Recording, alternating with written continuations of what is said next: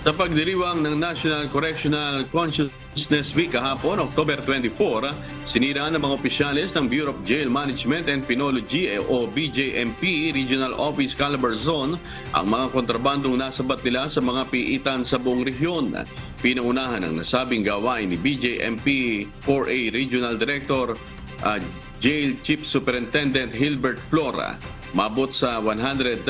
mobile phones, 100 SIM card, 2 memory card at 309 na pakete ng sigarilyo ang napapiska sa lahat ng piitan sa buong rehiyon mula noong taong 2019 hanggang taong 2022. Pagsuporta sa akbang ng ahensya naman ang panawagan ni Regional Director Flor mula sa pamilya ng mga persons deprived of liberty at sa mga bumibisita sa mga bilangguan upang labanan at mapigilan ang pagpasok ng mga ilegal na kontrabando sa mga piitan para matiyak ang kaayusan at kaligtasan ng mga PDL.